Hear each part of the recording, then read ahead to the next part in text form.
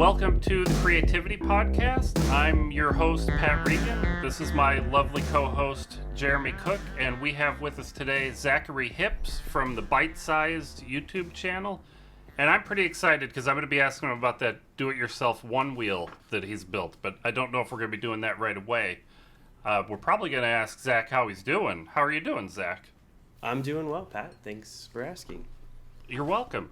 Do you want to tell us a little bit about yourself, like your background and what you do for real? So I run a YouTube channel called Byte Sized, but before I was doing that, I was an electrical engineer. I still am an electrical engineer, but I am doing more and more of the YouTube stuff these days. But yeah, my background is in engineering. I worked for a lot of different engineering companies, and mostly in Department of Defense, contracting, that kind of stuff.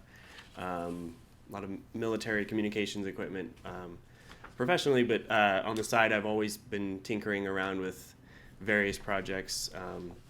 Always have something going on and something that's exciting for me to work on. And so I decided probably in 2016, 2017 that I wanted to start documenting those projects. And actually it was a good way to hold me accountable for finishing the projects. I was like, I always start projects, but I never finish them. So I thought to myself that starting a YouTube channel would be a good way to hold myself accountable for finishing those things. So, and then also document it along the way and hopefully inspire people to make things as they watch my channel. So yeah, I've been doing YouTube for 3 or 4 years now and really enjoy it. Nice. So are you a full-time creator now, or do you still have a normal job? So I'm currently, kind of full-time creator. I do a bit of freelance engineering work just here and there as it comes up. But yeah, Nice. mostly content creation. Okay. Very cool. And it seems like you do a wide range of projects. I mean, from woodworking to electronics to the one wheel, which we'll get into later. And I guess you've been pretty successful about it. So I mean, how do you think you've been able to do that without getting into too much of a single niche? Again, it just seems like a lot of people do kind of get into one area, but it seems like you've kind of, I guess, branched out. Zach, every time a guest is on this podcast, they make fun of Jeremy for having such a wide array of things, and because they laser focus on one topic, like one niche of a topic. Right. Sometimes literally laser focused. Yeah, my interests just vary so much. I just love learning new things and new, tools or methods or materials to work with, and I'm always just excited about, how many different things there are out there that I don't know. So I love learning new things, and so yeah, I kind of do a little bit of everything. I haven't done as much woodworking recently. I enjoy woodworking, but as far as content creation goes, those videos didn't do as well as my more technology, electronics and stuff, those type of videos did. So I kind of started to shy away from doing those just because they didn't perform as well, and which is kind of a bummer, but. Right. I guess I asked that a little bit selfishly because I've been getting into more printed circuit board design and maybe more technology focused in a lot of my stuff. But I've been building a bunk bed for my kids. And it's a really cool project, but at the same time, it's like, oh, do I shift into that right now and do a video on it? Although I think it'd be a good video in its own right, but as far as how it perform, I don't know. I guess I wondered if you had any. Yeah, it's not always about performance too. You got to do what you enjoy doing and post it. And if there's an audience out there that will enjoy it. So there's a balance there of finding things that you enjoy. Yeah, no, I think that's true because I feel like I do it crazy if I just did the same thing all the time. I think I'm a little like you. I'm a mechanical engineer by background, but honestly, it's we had a guest on Proto G, and he had an electromechanical engineering degree, which wasn't even offered at my school when I went to engineering school. But it's like, wow, that sounds like exactly what I wanted to do. Something like, just learning about everything. Although I feel like mechanical engineering is in some ways kind of like that because you can branch out to so many different areas, but yeah, I actually started out in school studying mechanical engineering. I thought that that's what I wanted to do, and I got a good way through it, and then I would go home, and that's about the time that Arduino was starting to become popular, and so I'd come home and I'd be like playing with Arduino boards, and then I'd go to school and be learning thermodynamics, and I thought to myself, I think I'm in the wrong thing. I really enjoy this electronics stuff a lot more. Yeah. Well, you know what? I actually, believe it or not, I actually passed thermodynamics twice because I started out in chemical engineering, and I took the chemi version of that, and then I think I got a C in it. I'm like, well, I should probably take the mechanical engineering version since whatever, I'm transferring. Maybe it's a little different. And I remember, I think I got like a 97 or 100 on the first test in mechanical engineering. And then I think I got like a 60 something on the second because I thought I just had it, understood all of it. But yeah, anyway. Engineering school, that's a whole other topic that, we could I talk a lot about. Yeah. I struggled so hard in school, but yeah, it was tough. It's an interesting thing because I feel like, maybe you're the same as me. I think some people go into engineering because they're very good at math, and somebody says, oh, you should go into engineering because you can do it. But I was okay at math, but it was more like I wanted to make stuff, and that was the route I had to go through to get that education. And I think there's kind of there's many ways to approach it, I guess. Some people to get an engineering degree because they want to go to med school later, it just... Yeah, I feel like you have to have a real passion for making things and problem solving to kind of go through engineering school. Yeah, no, I agree. Oh, I wanted to ask you too, just getting back to the video thing. You did at least one short video, or maybe you did more than one short. What do you think of that? That's a new thing from YouTube, right? Man, I struggle to keep up with all the trends and the new different, ways of uploading video and stuff. I created my first short actually about the one wheel, and because I always kind of create shorter promotional, like less than 1 minute promotional video, just a kind of a cut down version of my longer form videos. And I'll usually upload those to like Instagram or I actually only upload to Instagram and YouTube. But so I figured, hey, I've already got this short form video. So I uploaded a short, and it got almost as many views as my full length video. So I was like, hey, maybe this is something I need to be doing. So it wasn't that much extra work for me since I already had, that content to be uploaded. So it's something I'm figuring out. But yeah, they're kind of interesting. Yeah, I'd agree with that. I posted one. It did quite well by my standards, but then I don't know. But then like if you search for Jeremy Cook, like all of a sudden I wasn't coming up first in the search results anymore. Like some other guy. And I'm like, wait, did that have something? Like now YouTube thinks like I'm only all about shorts, and they got to prioritize him. When you asked me about shorts, I almost went into dad joke mode and said, no, I prefer pants. Full length long pants. Well, I saw the video of your one wheel. It's just your legs on top of the, on one clip. It's just you balancing there. So I don't know. It's something I'm definitely will be experimenting with and figuring out if it's something that is beneficial. Right. And it seems to be changing a lot what YouTube is doing with the shorts and how they're promoting them and where they're, whatever the magic algorithm is doing with them. Yeah, and they used to prefer longer form videos, like you need to make a 15 or 20 minute video, and now everybody's consuming these short little bits and pieces, so. Yeah, I don't know. I mean, I guess at the end of the day, it's like you just, I feel like you do what you got to do, and I don't know. Yeah, I try not to stress too much about chasing trends and stuff because I want this to be sustainable for me. I want to enjoy it and do it for a long time. And if I'm constantly trying to chase a trend or do something that I'm not happy with, then it's not gonna last forever. So I tend to not worry too much about it. I just kind of make my content that I enjoy and hope other people do too.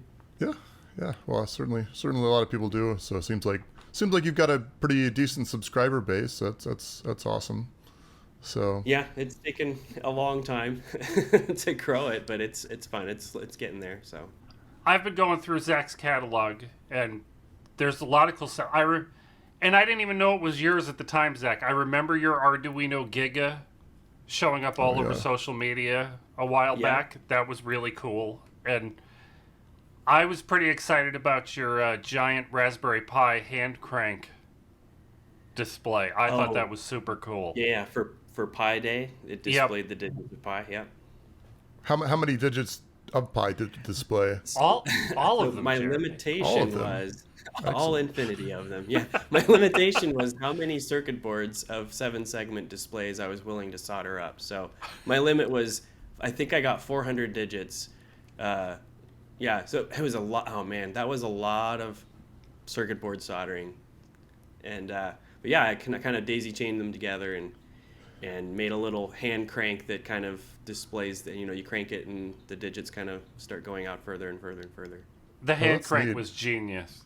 Absolutely genius.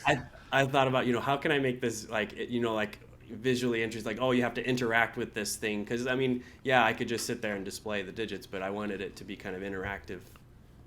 Yeah, no, I get that. I mean, I'm a big fan of rotary inputs, as Pat knows. It's true. Oh yeah. So, but yeah, I guess I could almost picture like at a Maker Faire or something, like just having people like solder one more digit on the Pi, and then like by the end you've got whatever. Actually, that'd be pretty that cool. would be cool. That would be really cool. There you go. So you can expand that. Do you ever make any live appearances or anything? I mean, that. You ever Live go to? appearances? I don't know. You ever go to Maker Fairs or anything like that? I am kicking myself because I lived on the East Coast. I was near New York Maker Faire for so many years, and I'm like, oh, you know what? This year I'm gonna go. And then I never went, and then I finally went in 2017 or 2018? One of their last ones. Okay. And enjoyed it. I got to meet a lot of people, and just it was really cool to kind of feel, hey, this is my community. It's oftentimes as creators, you don't get to meet up with very many people, and it's like, here's a bunch of people that are like-minded and share the same passions that I do. So I enjoyed it a lot, and I'm like, oh, I'm definitely coming back. And then they got canceled, so I wasn't able to go back. Yeah, well, I was actually at that one. I had a press pass, which I don't know, seemed kind of interesting, I guess. But did you have the hat with the little, the press card up in the hat and the little notepad? And no, I didn't have the hat. It didn't really. I don't think it really got me anything. I remember. I don't know if it was that one, but there wasn't like. It was like one. It had like the extra special maker area, and I don't think I had access to that, even though I had maybe a, like for actual famous people, I guess. You have to have at least 1 million subscribers to go past that line. Yeah, I did see. Well, it is funny. Like you see, like you're like, oh, I know that guy from that video, and like I know that guy, and you see like people that from whatever, from different stuff. So it was, kind of neat, I guess. I'm going to an event like that, and I wasn't, expecting to run into so many people that I recognized, and I had a really hard time not being a fanboy and like, freaking out, but it was fun to meet a lot of people.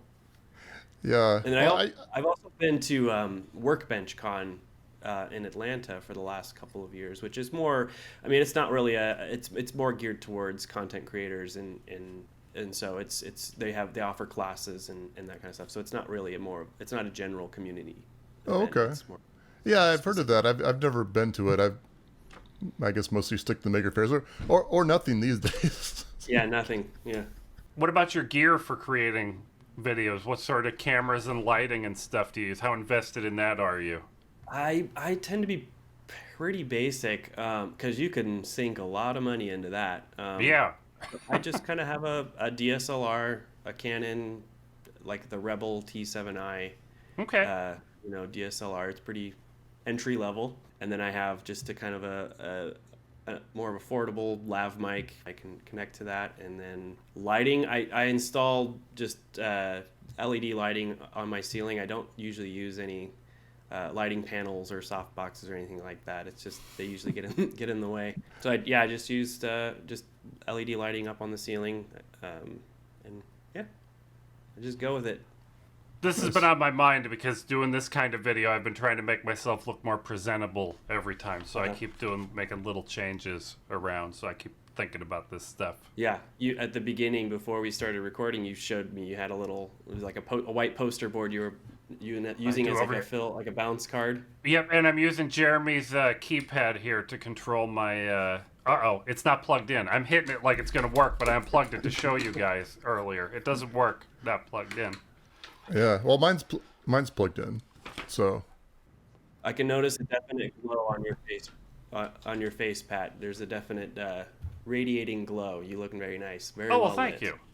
But yeah, so macro pads only work when they're hooked up, I guess. But It's So true. what do you guys use those for? Is that mainly for the podcast here? What do you program into the macro pads? So yeah, this is something I've been working on called the JC Pro Macro, and that's upside down. And basically, it's like in this, I've got the volume of my output, and then I've just got like play, pause, and fast forward for like media and stuff. So I'm not actually using it for the podcast per se. It's something I've just been kind of developing. So yeah, I'm pretty happy with it though. So. And that's programmable. I'm guessing you can assign. Yeah, exactly. It's just got a Pro Micro board on there, like in the middle. An Arduino. So you can program to anything you want. In fact, I've got a one of the modes I've been using is the Final Cut Pro mode, and that kind of like lets you scroll around frame by frame with the knob and stuff. So it's something I've been experimenting with, and it's pretty happy with it so far. Very cool. So, I got all excited about macro pads when we started podcasting, when I was using OBS and when we were doing all kinds of figuring out how to. But then we started using this Riverside.fm to do all the scary stuff for us, and I can't use this. Oh, it doesn't. It's not. There's not really much to do with it. And it used to be terrifying when we used to record the podcast kind of manually, like with a Google Hangout and screen recording and stuff.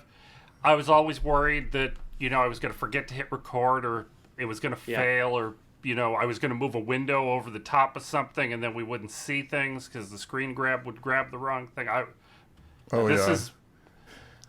This has been fantastic for making me less anxious. Takes a lot of the stress out of it. It's been good. I mean, I guess what happened to begin with is I was supposed to be the primary like OBS studio guy and record it, and then Pat would be the backup. But then we had to use the backup, and then from there Pat somehow became the primary recorder guy, and then it just got. Well, we never actually lost the podcast, so that's a good thing. No. There you go. But the quality's gone way up with Riverside. I've been excited about that. Going back to your macro pad, you guys do any 3D modeling with Fusion 360 or SketchUp or anything like that? Have you been able to use hotkeys on your macro pad for those kind of programs? I could. I haven't. I haven't really programmed it in yet, but yeah, certainly. You certainly could do that, but no, I haven't really worked on it yet. So yeah, I've used. I bought like a Logitech gaming mouse, which I don't do hardly any gaming, but it has like all these buttons on the side. It's got like 12 buttons, next to my thumb. And then awesome. Also like my ring finger is a shift key. So you basically have like 24 programmable buttons that can do whatever you want. So I've because I do a lot of CAD work and then circuit board design and that kind of stuff. So all these CAD programs, you have so many tools that you always need to be grabbing. And I found it really handy to have like a gaming mouse, but I don't use it for gaming. I use it for all these hotkeys in these programs. Yeah, extra buttons that you don't have to reach for are fantastic. Yeah. Absolutely. Because if you have to take your hand off that mouse to come all the way over to your keyboard, I mean, I know how much time that takes. Yeah, ain't nobody got time for that. It's true. Hey, you ever use a Space Commander, Zach? A Space Commander? That sounds like an arcade game. Maybe it is. Is that the Space Mouse? The Space Mouse? Space Mouse? Maybe it's not called Space Commander, but it's like a little rotary. Oh yeah, you got one. So yeah. I've used one of these barely. So, yes, I use this every time I have Fusion open. I have this. My left hand is on this, so I rarely have to. I mean, just typing in dimensions is the only thing I need to remove my hand for is on the number pad. But yeah.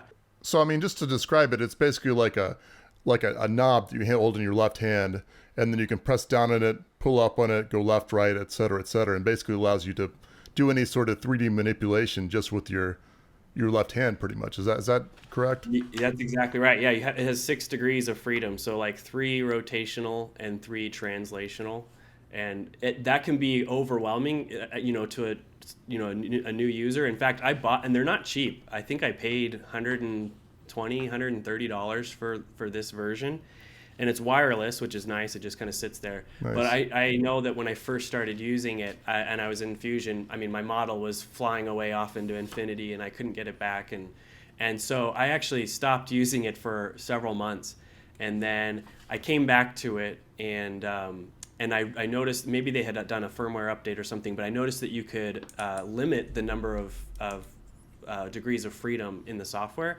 So I limited, I think, it to just rotation. It doesn't do zoom. And so I practiced with that and got really good with that. And I just spent a lot more time using it.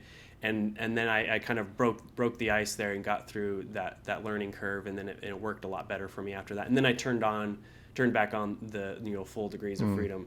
And I'm pretty proficient with it. I mean, I use it every time. So it Nice. seems to be a better workflow for me. Zach, I accidentally, when I was looking for a knob to print for this, I found a nice parametric knob on Thingiverse. I saw a macro pad on Thingiverse for your little puck guy that puts keys. I didn't know I was going to need to remember this, but it puts keys around the one side of the thing so you can touch them with I don't know where. Interesting. They have a different model. This is the most basic one. It's just the puck that you kind of grab. They have one that it is a macro pad that has a number pad on it and a whole bunch of other keys that you can assign. But it's quite a bit more expensive, and I didn't feel like I'd use it. You will someday, Zach. You'll be addicted to it, and you'll want more buttons. Yeah. Maybe the one with the buttons is the one they call the Space Commander. Maybe I don't know. I'll tell you what though, Zach. One thing I bet you designed with using that is probably your, what do you even call it? Your one wheel, right? Is that? Yeah. Is that, Yeah, my one wheel. I try not to say one wheel so that I don't get sued. Yeah. And all of my documentation, all of the YouTube videos, I did use the word one wheel, even though it's a copyrighted word, I'm sure. So it's a single wheel propulsion device. You used it in that. Yeah, a self-balancing skateboard. Yeah, but I'll tell you what, we wanted to talk about that quite a bit. So why don't we take our coffee break, and then after that we'll come back and we'll ask you lots of questions about that, and maybe a few other questions. We'll just see. Sounds good. Hey guys, welcome to the coffee break. This is Jeremy Cook and Pat Regan, as always. And as always on our coffee break, we're gonna read off our top 5 Patreons. First, we got Michael Sizer, Raptor, creatively spelled, Christina Kearney, Stuart Morrow, and Positive Waves. So thank you so much for supporting us. It does cost some money to run this, and obviously it costs our time. So it's good. It's awesome to know that people are interested enough to put their money into it. So that's really really cool. Is. And of course we appreciate Jeremy, the extra money. where do we go to become a patron? Well, I'm glad you asked, Pat. It's actually patreon.com/thecreativitypodcast. So you can go there and you can pledge $1 for the plastic level, $5 for the aluminum level. I think $10 is the Shack Steel level, and then some other. Are these the actual names? They are the names. I think the $1,000 level is the bad investment level. I don't know. But we've got higher levels if you guys want to sponsor us. But don't feel obligated. Don't feel obligated. We're we mostly don't want to be just pushy salesmen. I guess there's other ways you could support us, right, Pat? Absolutely. I would be very excited if you hit the like button on this video, or if it's not a video, it might be a podcast on. Can you upvote things? Can you like things on iTunes? I know you can on SoundCloud. You can review us. You can review us on iTunes. Oh my goodness! If you reviewed us, I would be your best friend forever. Yeah, that's right. Best BFFs. Yeah. Yeah. So yeah. Anyway, thanks for joining us today, and we'll get back to Byte Size and talk about one wheel unicycles or whatever it's called. We're not allowed to say one wheel, Jeremy. I'll bleep that out. Single wheel vehicles. Mono wheels. Not later. Right now.